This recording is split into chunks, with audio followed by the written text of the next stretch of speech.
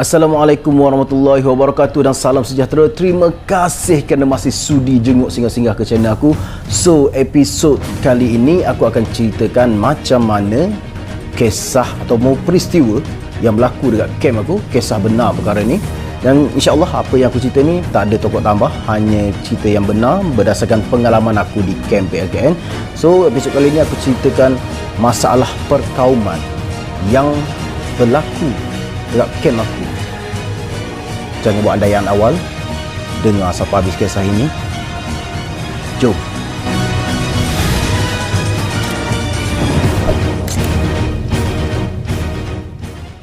So guys, episod kali ni memang aku pun sebenarnya terfikir juga nak cerita ataupun tidak. Tapi sebenarnya bila aku fikir-fikir balik, ada baiknya aku cerita sebab perjalanan kisah ini masih panjang lagi untuk siri ni. Dan insyaAllah ini boleh jadi satu iktibar pada kita dan tak payah nak buat andaian awal yang terlalu negatif, terutama kepada kaum ataupun bangsa ataupun agama yang berlainan daripada kita. Okay? So guys, peristiwa ni berlaku pada minggu-minggu awal lagi dalam camp PLKN aku, di mana aku pernah cerita sebelum ni. Ramai orang yang datang tu mempunyai latar belakang yang pelik-pelik lah. Okey, apabila aku dah lama kat camp, bila aku tanya seorang-seorang, ramai yang kata tak bersekolah, yang sekolah pun tak habis, yang orang kata yang orang kata rekod sekolah tak ada lah, orang kata tak ada rekod sekolah dia. Mungkin rekod sekolah dia hanya sampai tingkatan 2, tingkatan 1. Jadi grup ketiga camp PLKN ni, orang kata, sebab itulah orang kata grup camp PLKN ketiga ni orang geng-geng budak-budak jahat. Tapi semua pada aku taklah jahat sebenarnya. Masing-masing belum memahami apa itu sifat kemanusiaan yang mungkin sepatut dia lalui lah. Macam mana dia nak hormat orang. Jadi dia tak faham benda-benda macam gini. Sebab budak-budak ni ramai yang tak bersekolah. Grup geng PLKN kumpulan ketiga ni kebanyakannya macam gitu. Okey, tapi tak juga, ramai je yang habis sekolah. Cuma yang habis sekolah pun kebanyakannya mungkin berlatar belakangkan ataupun dia punya result SPM ke, ataupun dia punya akademik dia agak sedikit ke belakang lah. Okey, so dalam minggu awal tu, macam aku cakap sebelum ni, dalam minggu pertama tu kita orang diarahkan, budak-budak lelaki diarahkan untuk potong rambut. Sebab tu aku masih ingat kisah ni berlaku pada minggu-minggu awal, sebab masih ada yang belum potong rambut waktu tu, ada yang dah potong rambut. Jadi kes ni berlaku pada minggu awal. So bermula kisah ni apabila aku selidik lah balik kan, dan aku berada dalam situasi tu. Perkara pertamanya berlaku sebab mulut, kerana mulut. Ni juga berlaku, tak silap aku lah, yang aku dapat info ni waktu aku duduk dekat camp dulu. Budak Melayu Selangor ni dia ada mengeluarkan kata-kata yang tidak berapa baik lah kepada budak Cina waktu tu. Dan aku tengok budak Selangor ni pula, dia ada macam ego dia terlalu, dia macam action dia sikit, dia kuruh je ya. Tapi dia macam, aku tak pasti, aku dengar kata waktu tu dia ni daripada golongan anak orang senang sikit lah. Jadi aku rasa senang ni tak ada masalah, keluarga dia orang senang tak ada masalah. Cuma hormat orang tu dia macam kurang sikit, terutama peringkat awal dekat camp PLKN tu. Jadi penggunaan bahasa dia dengan kaum Cina tu pula daripada Selangor juga, agak kasar waktu tu. Tapi apabila berlaku perselisihan faham macam gitu, dan dia dah mula panggil budak Selangor 2-3 orang lagi untuk backup dia, budak Melayu Selangor ni. Jadi yang geng Cina ni pula dah panggil geng-geng dia juga untuk backup. So hampir berlaku pergaduhan lah waktu tu. Aku ingat waktu tu aku baru lepas makan tengah hari, tak silap aku. So aku datang lambat sikit.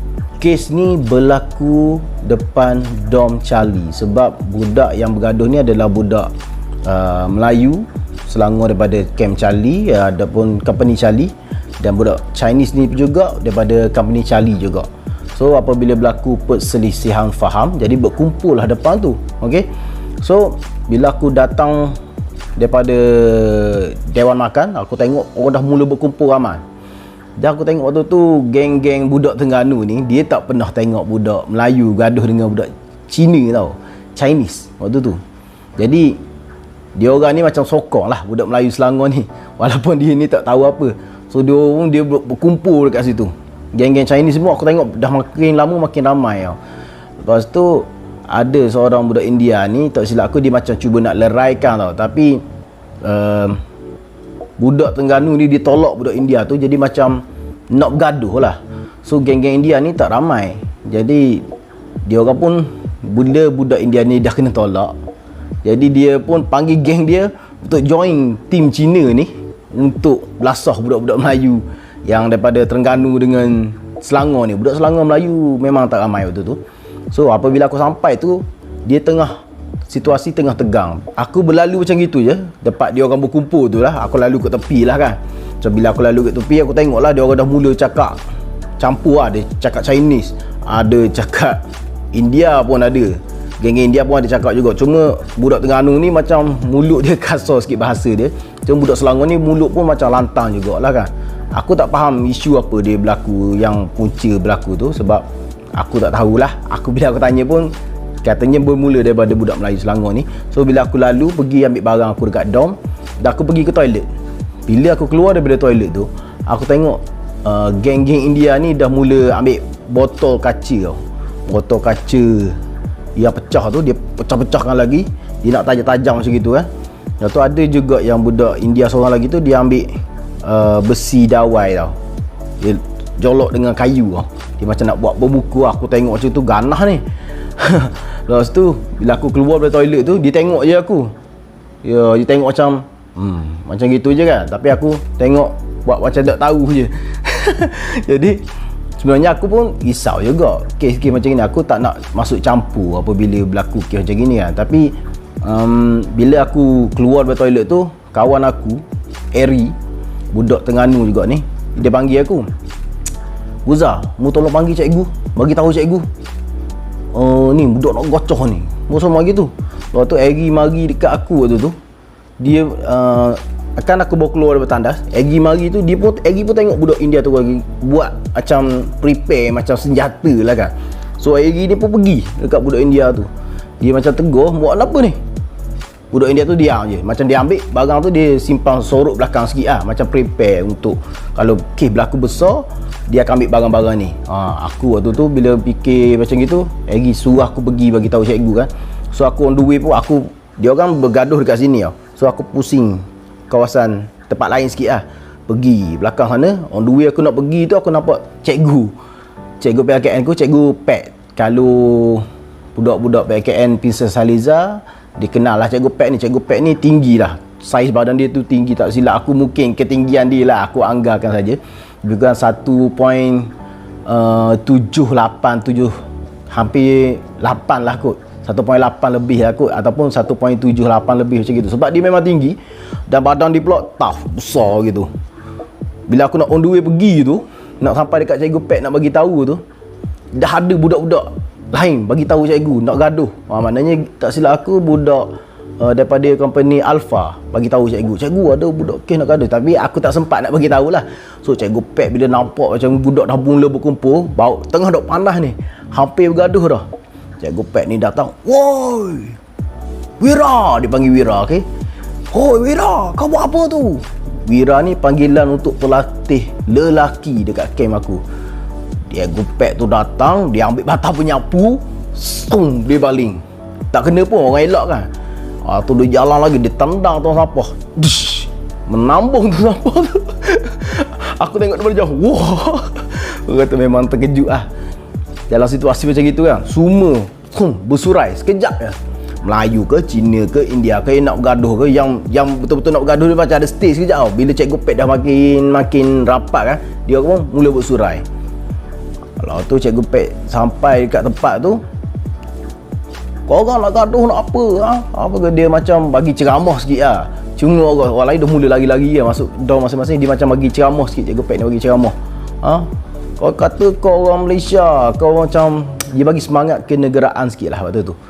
Dia kata, korang ni orang Malaysia, kenapa korang nak bergaduh sama sendiri, kenapa kau nak pecah belah macam gini, macam dia bagi semangat lebih sikit lah, macam gitu. Lepas tu dia cakap, kalau aku nampak kau lagi siapa yang buat macam gini, siap korang, kata. Macam gitu lah. Biar korang kena repeat balik semua camp BLKN ni, maknanya balik akan datang lagi kalau orang buat masalah ni. So bila dah bersurai semua tu, macam aku pun macam lega lah kan. Aku pun balik lah dom. Bila balik dom, aku dah tengok geng-geng Cina yang pada sana yang berkumpul dekat depan dom Charlie tadi, dah datang berkumpul dekat aku punya dom pula waktu tu. Sebab dom aku paling ujung kan. So dia ada cakap lah Chinese lah, aku tak faham. Bobo cakap. Tapi macam cara dia cakap tu, macam kawan-kawan Chinese lain ni macam tak tahu apa punca nak berlaku pergaduhan tu sebenarnya. Jadi geng-geng lain ni tanya. Last sekali aku pun memberanikan diri lah kan. Aku pergi dekat budak-budak Chinese dekat satu dom dengan aku. Apa hal sebenarnya? Tak tahu lah, dengan tak silap aku nama budak bukan Mael lah. Aku tak ingat nama Mel ke apa. Pasal tu budak Selangor tu, dia guna bahasa kasar lah. Dia kutuk budak Cina ni kan. Jadi budak Cina ni pula memang jenis gangster tau. Jadi tak puas hati lah, nak pukul lah kan. Tu aku ingat Eri, kalau kau tengok episod lepas, Eri budak Sarawak tu pun dia datang dekat aku. Dia datang dekat aku mungkin sebab dia ni tak bercakap sangat dengan orang. So apabila kes macam itu, bila aku nampak aku tanya-tanya orang, dia pun datang dekat aku, dia tanya aku, kenapa Uzar, kenapa? Dia kata, oh tak tahulah, kata kes ni macam mana ni kan. Cuma mungkin ada perselisihan faham lah kan. Jadi itu adalah kes yang berlaku dekat camp aku, yang hampir-hampir mencetuskan pergaduhan besar. Lepas tu aku waktu tu apabila tengok dah lerai lah masalah tu, macam settle lah sekejap kan, aku ingat balik yang budak India prepare botol kaca dengan apa besi dawai tu kan. Aku takut malam ni, takut dia tiba-tiba mai pukul balik orang lain. Aku tak nak dekat camp aku tu berlaku kes-kes besar, sampai ada kes polis, sampai ada yang peserta-peserta camp aku ni kena repeat ke, ataupun tak nak lah pergaduhan-pergaduhan berlaku kan. Aku nak, kalau boleh aku nak elok lah. Sebab aku rasa rugi kalau berlaku kes-kes macam ni, sebab kita tak boleh nak mengenali orang. So apabila berlaku ketegangan kaum ni, baik kita elok awal-awal kan. Jadi aku waktu tu aku ambil keputusan, aku gerak sendiri. Aku pergi dekat belakang toilet tu, tempat dia kumpul barang tu. Aku tengok masih ada lagi besi dawai dengan batang kayu yang dia dah prepare jolok tu. Aku ambil dengan botol kaca yang besar lah, yang kecil-kecil tu aku tinggal lah kan. Yang kecil halu-halu lah, yang sekeping-keping petok-petok macam itu aku tinggal je. So botol kaca yang boleh masih ada pemegang tu aku ambil. Aku pergi buang dekat belakang dom company aku tu. Buang belakang tu luar pagar. Luar pagar tu adalah apa nama ni, ladang sawit tau. Sebab camp aku ni dikelilingi ladang sawit. So aku baling dekat luar pagar camp aku tu. Masa aku baling tu, ada seorang cikgu tengok sebab di belakang camp, belakang dom aku, dia ada laluan sebenarnya, ada jalan. So cikgu biasanya dia akan naik kereta, dia akan lalu jalan tepi belakang tu lah untuk balik ke dom dia kan. Cikgu ni ada, bukan dom, dia macam dom, tapi bukan dom lah, kita bagi macam asrama untuk guru-guru lah kan. Sebab satu bilik kecil tu dia untuk 2 orang je, untuk cikgu duduk situ. So bila aku baling tu, cikgu tengok, "Oi, kau buat apa?" Aku waktu tu cepat-cepat belah masuk dom aku balik. Dia buat tak tahu apa. Aku ambil kemas-kemas barang aku. Aku pergi toilet. Aku dah kira nak pergi solat Zuhur je, tak fikir benda lain dah. Lari cepat-cepat. Mana cikgu tak sempat cam aku lah. So itu adalah kes yang paling besar yang berlaku dekat camp aku, yang hampir mencetuskan pergaduhan besar antara kaum, terutama Melayu, Cina dan India lah. Sebab Sabah Sarawak waktu tu dia just tengok je. Budak Terengganu ni sebenarnya budak Melayu Terengganu ni sebenarnya dia awalnya jadi penonton je. Tapi apabila ada yang cuba nak orang panggil cucuk jarum, dia orang pun dah mula kan, nak prepare lah, nak tengok lah siapa yang menang ni. Jadi dia join. Tu yang tak cantik lah, tak bagus lah macam gitu kan. So alhamdulillah dekat camp aku waktu tu clear lah, tak berlaku lagi kes yang macam tu. So guys, ada kawan aku seorang ni, dia nama dia Fabian. Dia mix Kadazan dengan Chinese. So dia pun memang pandai cakap Cina lah kan. So dia berlaku sedikit pergaduhan antara Chinese mix ni dengan Chinese pure lah. Yang Chinese yang seorang ni memang tak pandai cakap Melayu langsung. Kalau kita cakap pun dia macam tenganga je. Aku pun pelik juga kenapa orang Cina, berbangsa Cina dekat Malaysia ni sampai ada yang tak faham langsung bahasa Melayu. Tapi apabila aku tanyalah kan dengan geng-geng Chinese yang boleh bercakap, dia kata budak ni memang membesar dengan kawasan budak-budak Cina saja. Dan sekolah daripada sekolah rendah, tadika, sekolah menengah Cina sahaja. Dan bila dia bekerja pun, dia bekerja dekat kawasan perumahan dia saja, bekerja bawa lori ke, buka bengkel ke, repair motor apa semua tu, dan bergaul dengan kawasan tu geng-geng Chinese sahaja. Sampai tahap dia langsung tak pernah dengar, bukan tak pernah dengar lah, dia tahu ada budak Melayu apa semua, tapi dia tak pernah bergaul langsung. Sampai dia sendiri pun tak pandai nak cakap Melayu. Tapi aku heran lah. Sebab apa aku heran? Kalau ikutkan Mak Saleh ke, Bangla ke, India datang Malaysia pun tak sampai berapa tahun pun dah pandai cakap Melayu kan.